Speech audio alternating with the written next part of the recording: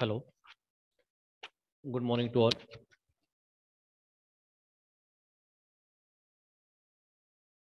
Today we start chapter number 11th, Doshadi Vigyaniam, Astang Hridaya, Shutrasthana, Doshadi Vigyaniam, knowledge of dosas.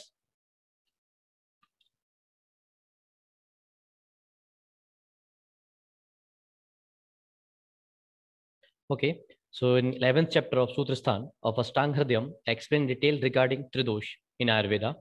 Tridosh are Vata, Pitta and Kapha. Understanding Tridosha concept is your first step toward learning the Ayurveda. The chapter is called as Doshadi Vigyaniam Adhyaya. So first slokas like Dosh Dhatu, Malamulam Sada Dehasya. The chief constituents of the body like Desh or Mula. So Dosh Dhatu, Malamulam Sada Dehasya. That means Dosh like Vata, Pitta and Kapha. Dhatus are 7 in number, just like Rasa, Rakta, Mamsa, Medha, Asthi, Majja and Shukra. And Malas are waste product like sweat, swed, urine, mutra and feces like Mala. So these are the root of the body. That's called the Dosha Dhatu, Mala Mulam Sada Dehasya.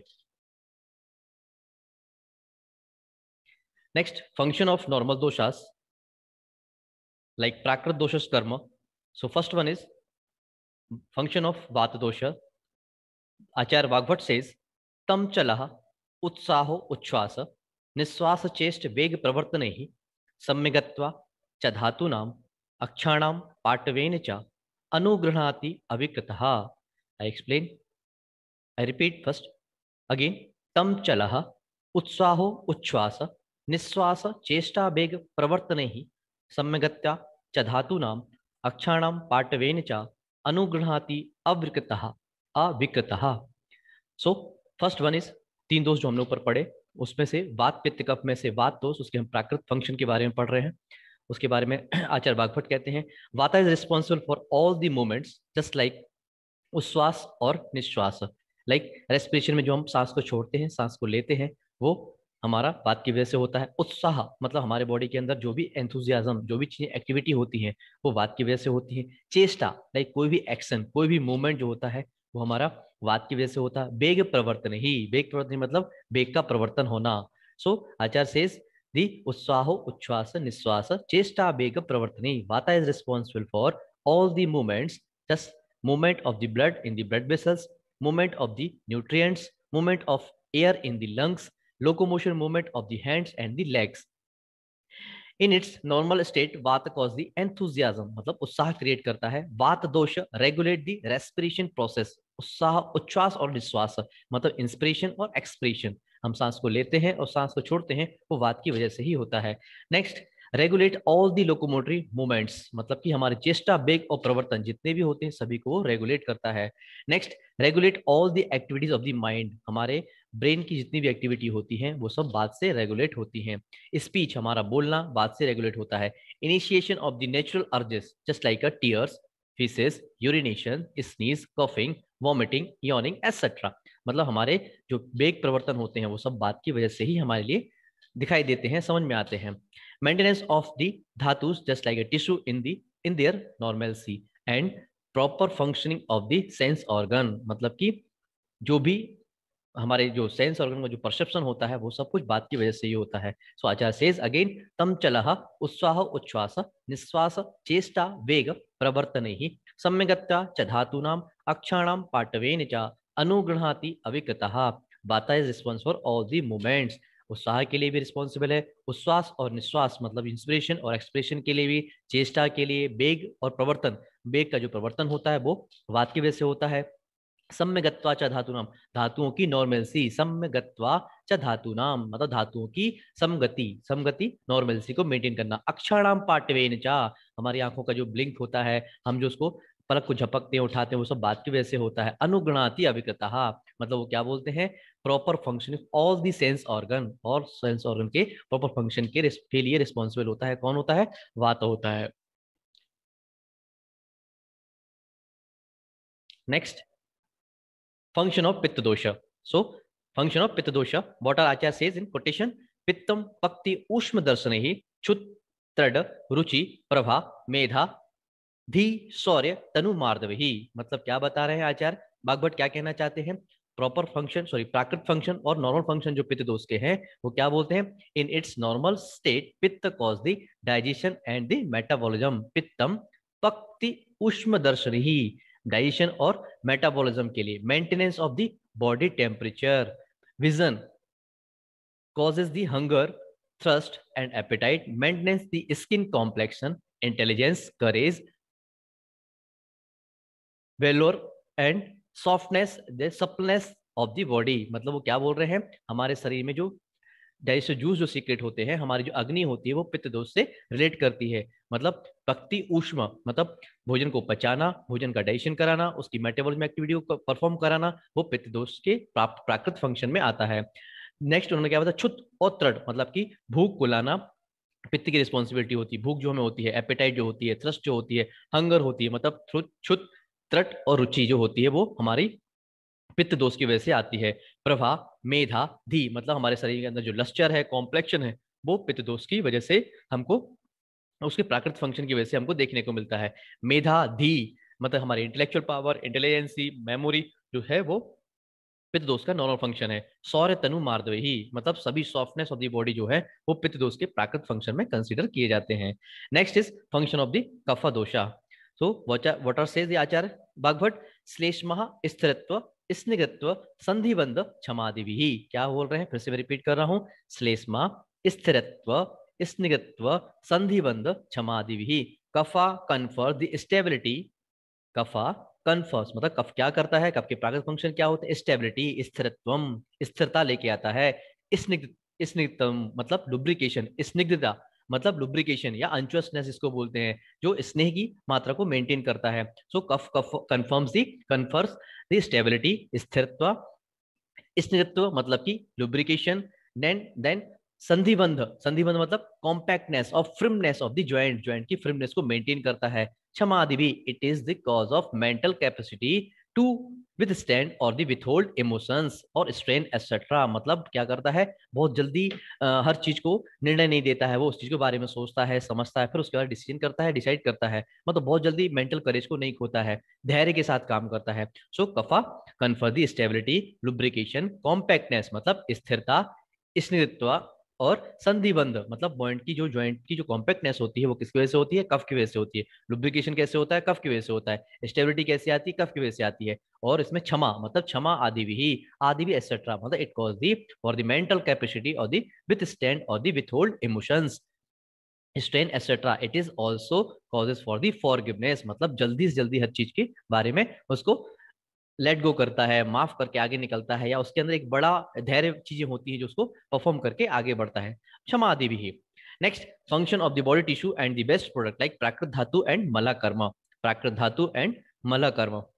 So function of the body tissues क्या है, आचार्य चरक ने, sorry आचार्य बागभट ने यहाँ पे explain किया है, बहुत अच्छे तरीके से बताया इस श्लोका के माध्यम से। प्रीणम जीवनम लेपा स्नेहो धारण पूर्णे गर्भोत्पादश्च धातु नाम श्रेष्ठम कर्म क्रमात् स्मृतम। मतलब इनका क्रम जो है वो रस रक्त मांस मेद अस्थि मज्जा और शुक्र के क्रम से ही उन्होंने प्राकृत कर्म को यहाँ पे एक्सप्लेन किया है। मतलब एक धातु का एक एक कर्म यहाँ बताया है। सबसे पहले उन्होंने बताया है प्रीणम, प्रीणम मतलब रस धातु जो होती है वो प्रीणम का काम करती है, मतलब provide the nourishment. Rasa dhatu product of the digestion and the metabolism is provide the nourishment, प्रीणम को देती है। रक्त और दी ब्लड मेंटेनेंस मतलब कि लाइफ की एक्टिविटी जीवनम, प्रीणम सबसे पहले प्रीणम बताया तो रस धातु जो होती है वो प्रीणम मतलब नरिशमेंट प्रोवाइड करती है। रक्त धातु जो होती है वो क्या करती है, लाइफ की एक्टिविटीज मतलब जीवन को परफॉर्म कराती है। जो बोलते हैं अपन जीव के लिए, जीवन के लिए ब्लड का इतना ज्यादा रोल होता है, इसलिए इसको क्या बोला है, it maintenance of the life activities या जीवनम।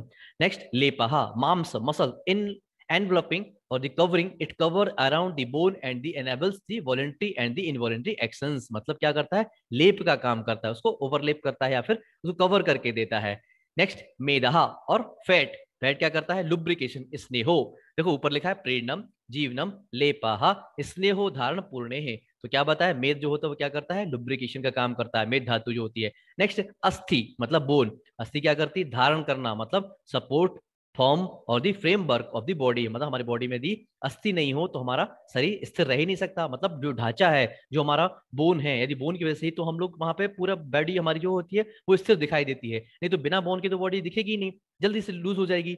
तो उन्होंने क्या बताया है, प्रीणम जो होता है वो रस का काम होता है, जीवन जो होता है वो रक्त का काम होता है, लेप करना मतलब कवरिंग करना वो मसल्स का काम होता है, मेद जो होता है वो स्नेह का काम करता है, अस्थि जो होती है वो शरीर को धारण करने का काम करती है, सपोर्ट फॉर्म और the framework of the body. Next मज्जा, हाँ मज्जा मतलब बोन मैरो। तो इस धातु का क्या काम है, filling the inside of the bone, मतलब बोन के अंदर में जो रक्त बनता है वो किसका काम होता है, पूर्णे जीवनम लेपनम प्रीणम जीवनम लेपे है स्नेहोधारण पूर्णे, पूर्णे मतलब filling the inside of the bone bones and the शुक्र। लास्ट में क्या बताया, शुक्र, शुक्र क्या क्या क्या फंक्शन बताया है, गर्भोत्पादश्च धातु नाम, गर्भोत्पादश्च मतलब शुक्र जो होता है वो male and female reproductive system, मतलब the conception and the pregnancy. These are the 7 type of प्राकृतिक कर्म with respective of the dhatus. कैसे कि रस धातु का काम क्या है, प्रेरण करना, नरिशमेंट देना, जीवन किसका काम है, रक्त धातु का काम है, मांस का क्या काम है, लेप करना या कवरिंग करना, फिर स्नेह करना मतलब कि लुब्रिकेशन का जो काम है वो मेद धातु को है,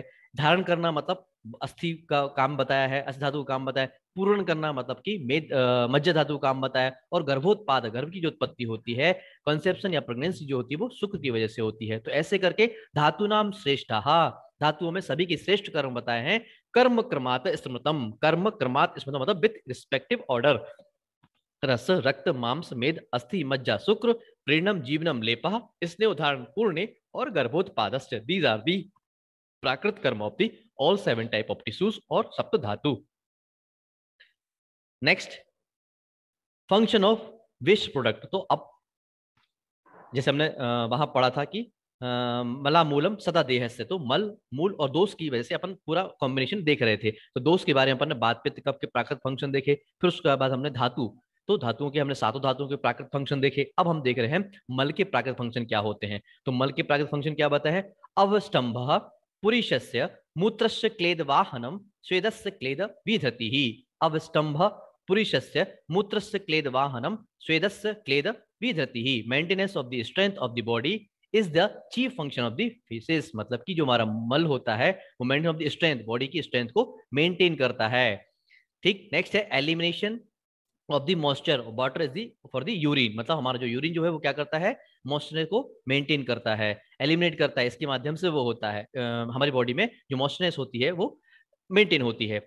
next slow elimination of the moisture, और जब जो एक लंबे मतलब अंतराल में जो मॉइस्चर निकल के बाहर जाता है, या अपन बोलते हैं जो वेस्ट प्रोडक्ट होता है जो लिक्विड के माध्यम से बाहर निकलता है वो यूरिन होता है, मतलब मूत्र का जो सब्सटेंस होता है, टॉक्सिक सब्सटेंस होते हैं, मूत्र के माध्यम से बाहर निकल जाते हैं। हमारे शरीर में जो हम पानी पीते हैं उसके बाद जो मल प्रोडक्ट बनता है, उसका जो मल बनता है मतलब यूरिन जो बनता है वो कैसा होता है, वो elimination of the moisture, moisture को मतलब अंदर के टॉक्सिक सब्सटेंस को बाहर निकालता है लिक्विड फॉर्म में, उसके हमने क्या बता के दिया है, यूरिन। और स्लो मोशन में या स्लो तरीके से जो एलिमिनेट होते हैं वो कैसे, जैसे पसीना, पसीने से जो बाहर निकलता है, श्वेत से जो बाहर निकलता है, तो उस मॉइस्चर को हमने क्या नाम दिया, श्वेत। तो अवस्तंभ पुरुष, तो पुरुष जो होता है जब वो शरीर में होता है वो हमारे शरीर क्या करता है, हमारे बॉडी के मेंटेनेंस स्ट्रेंथ को मेंटेन करता है। आप बहुत ज्यादा मोशन पास करके आओगे तो आप लूज हो जाओगे, ठीक है। कभी कभी हम लोग ये सब चीजें जब आप नेक्स्ट फर्दर क्लासेस में जाओगे, अब आगे पढ़ोगे, तो राइशमा नाम की बीमारी होती है, शोष नाम की बीमारी होती है, ट्यूबरक्लोसिस होता है, उसमें हम लोग पेशेंट का मतलब स्टूल का क्वांटिटी भी चेक करते हैं कि भाई कितने अमाउंट में फूड अंदर गया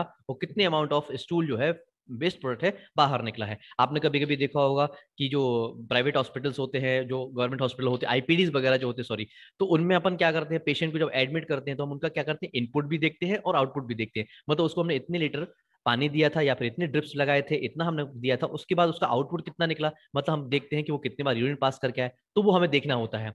नेक्स्ट श्वेत का बताया, तो श्वेत एलिमिनेशन ऑफ द मॉइस्चर मतलब जो स्लो मोशन में निकलता है, तो कौन सा होता है वो मूत्र, सॉरी श्वेत होता है। तो श्वेत, मूत्र और मल, ये 3 टाइप के जो मल बताए हैं उसमें उनके प्राकृत फंक्शन है, अवस्तंभ पुरुषस्य मूत्रस्य क्लेद वाहनम, क्लेद वाहनम मतलब क्लेद का मतलब क्लेद मॉइस्चरनेस जो होती है उसको मेंटेन करता है, श्वेदस्य क्लेद विधति ही, और आराम से स्लो टाइम स्लो गति में जो करता है वो कौन सा होता है, श्वेत होता है।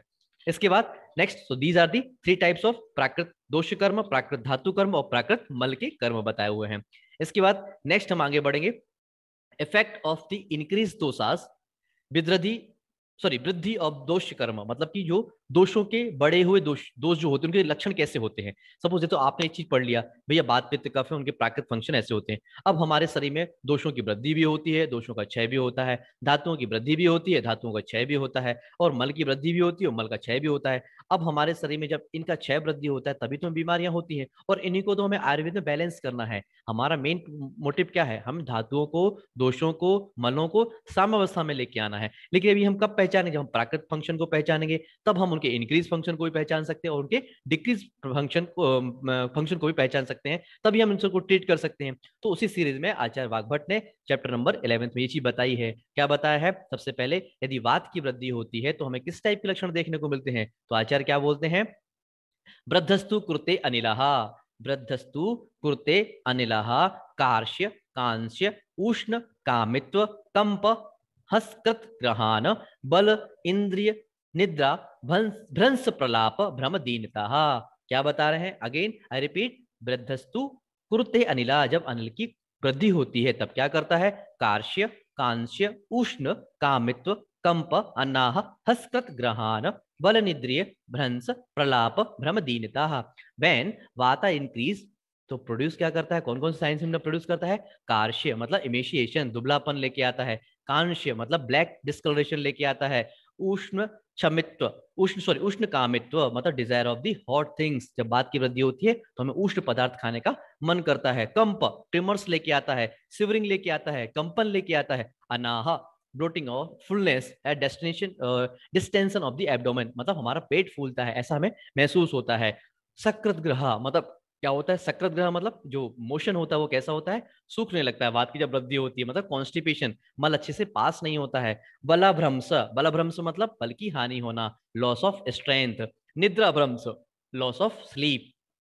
इंद्रिय भ्रंश तो लॉस ऑफ सेंसरी फंक्शन, यहाँ पे देखो साथ में दिया बल निद्रा इंद्रिय भ्रंश, मतलब तीनों का बताया, क्या बताया, बल का भी भ्रंश होता है, निद्रा का भी भ्रंश होता है और इंद्रिय का भी भ्रंश होता है, मतलब loss of strength, loss of sleep और लॉस ऑफ सेंसरी फंक्शन होते हैं। नेक्स्ट क्या बताया है, इंद्रिय प्रलाप इररिलेवेंट स्पीच, जब बात की वृद्धि ज्यादा होती है तो उसको इररिलेवेंट स्पीच, मतलब वो कंटिन्यू बोल रहे हैं, मतलब थोड़ा सा ब्लर होके बोल रहे हैं, उनकी जो जबान लड़खड़ाने लगती है उसको हम लोग बोलते हैं प्रलाप इररिलेवेंट स्पीच। नेक्स्ट भ्रम दीनता, भ्रम डेल्यूजन आता है, डिजीनेस आता है, गिडीनेस आती है, तो जब बात बढ़ता है तो ये लक्षण भी देखने को मिलता है, और दीनता टिमिडिटी, ठीक है, ये चीज भी देखने को मिलती है। तो क्या बोलते हैं आचार्य बागभट, वृद्धस्तु कृत्यानिला, जब कभी बात बढ़ता है तो हमको इस ऐसे क्लासिकल सिम्टम देखने को मिलते हैं, कौन से, कार्श्यता का आना, कांस्य मतलब कि ब्लैक डिस्कलेशन होना, उष्ण कामित्व हमें क्या होता है कि हॉट सब्सटेंस खाने की डिजायर बनती है, कंप होता है मतलब ट्रेमर्स आते हैं, हस्तकृत ग्रहण मतलब क्या होता है, जो मोशन होता है वो कॉन्स्टिपेशन, मतलब हमारा जो डाइजेशन हो वो कॉन्स्टिपेशन में कन्वर्ट होने लगता है, बल का, निद्रा का, इंद्रिय का भ्रंश होने लगता है, प्रलाप मतलब इरेलेवेंट स्पीच होती है, भ्रम आता है, दीनता आती है। तो ऐसे उन्होंने आचार्य बागभट ने यहाँ बताया कि यदि जब कभी बात बढ़ेगा तो ये लक्षण आपको देखने को मिलेंगे। Next effect of increase of पित्त, यदि पित्त दोष बढ़ेगा तो क्या होगा, पीत विड़मूत्र नेतृत्व चुत त्रट दाह अल्प निद्रता पित्तम, पीत विड़मूत्र नेतृत्व त्वक छुत त्रट दाह अल्प निद्रा पित्त। देखो जो भी श्लोक है उसको आप स्प्लिट करोगे तो आपको पढ़ने में आसानी होगी, जो भी श्लोक है उसको आप स्प्लिट करना है, उसको ब्रेक करना है, उसको तोड़ना है, दो तीन शब्द एक साथ में जुड़े हुए होते हैं उनको अपन को ब्रेक करना है, तो आपको पढ़ने में इजी होगी और समझने में भी आसानी होगी। क्या बता है, पीत विट मूत्र नेत्र त्वक छुत त्रट दाह अल्प निद्रता पित्तम। क्या बोलते हैं आचार्य भागवत, पित्त when increase produce the yellow discolouration of the faeces urine eyes and skin. क्या करता है, जब कभी पित्त बढ़ेगा तो कहां कहां पे देखने को मिलेगा, हमारे मूत्र में, मल में, आंख में और स्किन में पित्तता या पीतता दिखाई देती है। एक्सेस ऑफ हंगरनेस और थ्रस्ट, भूख और प्यास, छुत और त्रट बहुत ज्यादा लगने लगती है। फीलिंग ऑफ बर्निंग सेंसेशन, दाह, देखो उस वर्ड में लिखा हुआ है, यदि आप इस श्लोका को समझ जाते हो तो फिर आपको एक्सप्लेनेशन पढ़ने की जरूरत नहीं पड़ेगी। तो उन्होंने क्या बताया, फीलिंग ऑफ बर्निंग सेंसेशन, दाह बढ़ जाती है, और अल्प निद्रता मतलब हमारी वेरी लिटिल स्लीप हो जाती है, स्लीप होती है वो कम से कम होने लगती है। इसलिए क्या बताया कि पित्त जब कभी बढ़ेगा तो ये लक्षण देखने को मिलेंगे। क्या क्या होगा, पीत विडमूत नेतृत्व, नेतृत्व मतलब क्या होगा, येलोइशनेस इन दी किसमें होगी, ब्लड में मतलब फीसिस में, मूत्र मतलब यूरिन में, नेत्र मतलब आईज में, और त्वक मतलब स्किन में दिखाई देगी। क्षुत और त्रट मतलब हमारी भूख और प्यास बढ़ेगी। अल्पदाह सॉरी सॉरी दाह जो है वो बनने से होगा। अल्प निद्रता और निद्रा जो होगी, स्लीप होगी, वो कम होने लगेगी। These are the increase effect of the pitta dosha. Next is effect of increase of kapha dosha. तो कफ यदि बढ़ता है तो क्या होगा, तो कफ यदि बढ़ता है तो क्या होगा, श्लेष्म अग्नि सदन प्रसेक आलस्य गौरवम, श्लेष्म अग्नि सदन प्रशेक आलस्य गौरवम, सैवत्य शैत्य सरथ गात्वम श्वासकाश अति निद्रता। क्या बताया है, आचार्य वाग्भट बोलते हैं जब कभी कफ बढ़ेगा तो हमें कौन कौन से लक्षण देखने को मिलेंगे। सबसे पहले क्या बताया, कफ व्हेन इंक्रीज आर प्रोड्यूस क्या, अग्नि सदन वीक डाइजेस्टिव एक्टिविटी। जब कभी कफ बढ़ेगा तो कफ बढ़ने से क्या होता है, हमारी अग्नि क्षय होने लगती है, अग्नि मंद पड़ने लगती है। फिर उसने क्या बताया है, प्रशेका एक्सेसिव स्लाइवेशन होगा। अग्नि सदन होगा तो हमारी भूख कम होगी, अग्नि कम होगी। प्रशेक मतलब कि बहुत ज्यादा स्लाइवेशन होगा। आलस्य लेसिट्यूड लेजीनेस हमको देखने को मिलती है पेशेंट के अंदर, या जब कभी दोष कभी आपके अंदर बढ़ता है तो आपको भी वो चीज महसूस होगी। फिर आलस्य गौरवम मतलब लेजीनेस, गौरवम फीलिंग ऑफ हैवीनेस, हर चीज भारी भारी, सिर भारी हो रहा है, पेट भारी हो रहा है, आंखें भारी हो रही हैं, बॉडी भारी हो रही है, ऐसे सिम्टम फील होते हैं और हम पेशेंट के अंदर भी देखते हैं। सेवत्य, सेवत्य मतलब व्हाइट डिस्कलरेशन, जैसे अपन ने पित्त में पढ़ा था, इसके उसमें क्या था, येलो डिस्कलरेशन होता है, इसमें क्या था, व्हाइट डिस्कलरेशन होगा। नेक्स्ट क्या बताए, सत्य मतलब कि कोल्डनेस, तो शीतता के बारे में बताए, उसके अंदर पेशेंट के अंदर वो कोल्डनेस का कैरेक्टर भी दिखाई देगा। सलथगत्व मतलब कि looseness of the body part. देखो अपन ने कफ के नॉर्मल फंक्शन पढ़ा था, क्या स्थिरत्वम स्निग्धत्वम संधिबंध, मतलब क्या कॉम्पैक्टनेस थी बॉडी के अंदर, ज्वाइंट्स के अंदर। लेकिन जैसे कफ बढ़ेगा तो कॉम्पैक्टनेस खत्म होगी, मतलब क्या हो, सलथगत्वम looseness of the body parts, मतलब उनको ब्रेक करेगा, मतलब लूजनेस आ जाएगी। श्वास डिस्निया हो सकता है, अस्थमा कफ की वृद्धि होने से सीओपीडी, डिस्निया, अस्थमा, तमक श्वास या ब्रेथलेसनेस, ऐसी कोई बीमारियां भी हो सकती हैं जब बहुत ज्यादा कफ बढ़ेगा। निमोनिया, ऐसी कोई कॉमन चीजें भी हो सकती हैं। नेक्स्ट कास, कफ एंड कोल्ड भी हो सकता है, कफ की वृद्धि होने से कफ और कोल्ड होगा। अति निद्रता, पित्त में क्या देखा था अपन ने, अल्प निद्रा, इसमें क्या दिख रहा है, एक्सेसिव स्लीप। तो कफ की वृद्धि होने से हमें कौन कौन सिम्टम देखते हुए मिलते हैं, एक तो होता है अग्निसदन होने लगता है, मतलब कि हमारा डाइजेस्टिव पावर जो होता है, एक्टिविटी होती है, वो मंद पड़ जाती है। प्रशेक होता है, प्रशेक का मतलब बहुत ज्यादा स्लाइवेशन होने लगता है, लार का फॉर्मेशन होने लगता है। आलस्य, वो पेशेंट के अंदर हमें लेसिट्यूड और लेजीनेस के सिम्टम दिखाई देते हैं। गौरव फीलिंग ऑफ हैवीनेस, बहुत ज्यादा हैवीनेस फील होती है। सैवत्य वाइट डिस्कलरेशन देखने को मिलता है। शैत्य शीतता देखने को मिलती है। सतगत्तम बॉडी पार्ट में लूजनेस देखने को मिलती है। श्वास और कास dyspnoea, asthma, COPD, cold cough देखने को मिलता है। और अति निद्रा, निद्रा की मात्रा बढ़ जाती है, मतलब बहुत ज्यादा सोता है। तो ये सिम्टम हमको कफ के बढ़े हुए कफ दोष की वजह से देखने को मिलते हैं। Next, effect of increase body tissues, वृद्धि धातु कर्म।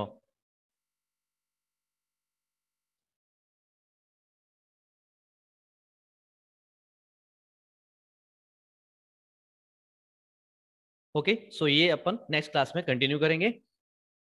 आज की क्लास के लिए इतना ही। तो आज जो मैंने क्लास में लिया chapter number 11, that name is the Doshadi Vijnaniyam, और आचार्य भागवत ने इसके बारे में बताया कि हमारा जो शरीर है वो दोष, धातु और मल और इनसे बना इनका मूल है। तो उन्होंने फिर दोष के प्राकृत कर्म, धातु के प्राकृत कर्म और मल के प्राकृत कर्म बताए। फिर उसके बाद अपन ने दोष के क्षय और वृद्धि के लक्षण देखे। तो उसमें हमने सबसे पहले क्या देखा, दोषों की वृद्धि, बात पित्त कफ की वृद्धि के लक्षण देखे। नेक्स्ट क्लास में हम कंटिन्यू करेंगे effect of the increase body tissue, मतलब कि धातुओं के वृद्धि लक्षण कैसे होते हैं, उनके बारे में अपन चर्चा करेंगे। So thank you to all.